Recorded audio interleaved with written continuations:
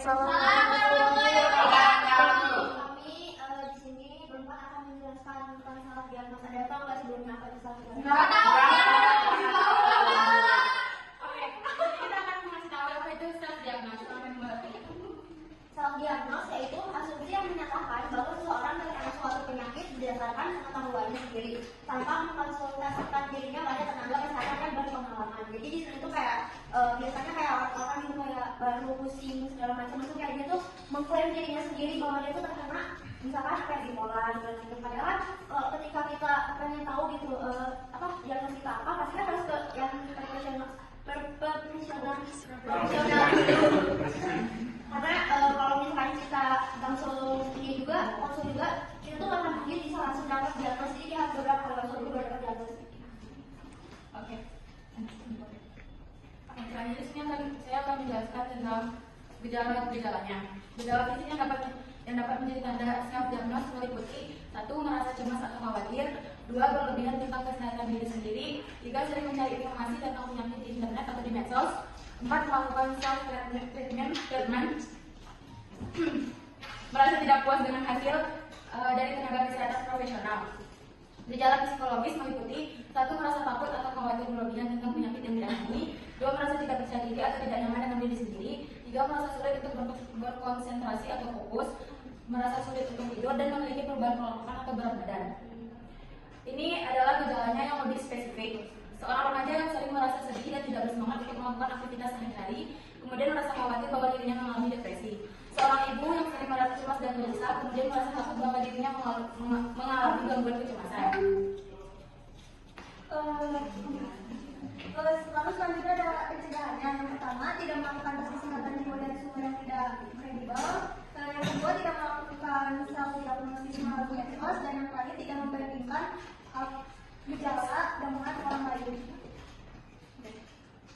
Berikutnya ada data self diagnosis di Indonesia. Gambaran umumnya self diagnosis atau mengenali diri sendiri terhadap kondisi kesehatan menjadi fenomena yang semakin umum di Indonesia, khususnya di kalangan pengguna internet. Tren ini dipengaruhi oleh berbagai faktor seperti mudahnya akses informasi kesehatan di internet, platform kesehatan online, blog, dan media sosial menyediakan banyak informasi tentang penyakit dan gejalanya. Namun, tidak semua informasi akurat dan dapat menyesatkan.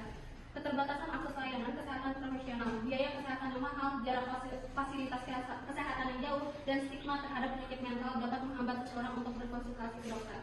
Meningkatnya kesadaran kesehatan mental, diskusi terbuka tentang kesehatan mental di media sosial dan public figure mendorong masyarakat untuk lebih memperhatikan kesehatan mental mereka. Namun tidak selalu dibarengi dengan pemahaman yang tepat tentang diagnosis dan pengobatan. Meskipun belum ada data nasional yang komprehensif tentang prevalensi self diagnosis di Indonesia, beberapa penelitian regional dan studi kasus memberikan gambaran.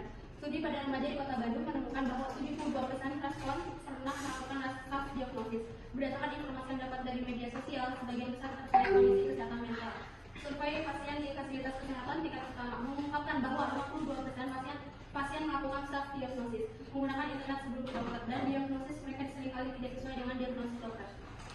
Jadi aku dari sedikit ya, jadi self diagnosis itu sebenarnya bahaya banget, apalagi kan zaman sekarang digampang diakses dari beberapa platform tuh mereka kayak disediain kayak link gitu ya buat apa mendiagnosa gitu. Nah sebenarnya itu tuh bukan dan nggak boleh. Jadi intinya kalau misalkan kalian merasa kayak cemas segala macam, sebenarnya lebih baik kalian ke yang ahlinya gitu, psikolog atau psikiater. Di sini juga ada metafora yang dapat digunakan untuk menggambarkan self diagnosis. 1. Menggali di internet. Self diagnosis bisa seperti menggali di internet untuk mencari jawaban tentang kondisi kesehatan seseorang. 2. Menjadi detektif kesehatan. Ini bisa menjadi seorang detektif kesehatan yang mencari petunjuk dan menghubungkan gejala untuk mencapai kesimpulan tentang kondisi kesehatan. 3. Mengendarai roda pencarian. 4. Menyusun puzzle kesehatan. Namun, penting untuk diingat bahwa metafora ini hanya digunakan untuk memberikan ilustrasi atau perbandingan, dan self diagnosis tidak sama dengan tindakan yang digambarkan dalam metafora tersebut.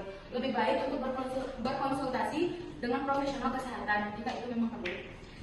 Lalu ada seseorang melakukan self diagnosis. Yang pertama ada kurangnya akses ke layanan kesehatan. Beberapa orang mungkin tidak memiliki akses yang mudah ke layanan kesehatan, baik karena biaya, lokasi, atau ketersediaan dokter, dan kepercayaan terhadap profesional kesehatan. Beberapa orang mungkin merasa bahwa dokter atau profesional kesehatan lainnya tidak memahami atau menyampaikan gejala mereka, sehingga mereka memilih untuk mendiagnosis diri mereka sendiri. Dan sebenarnya nanti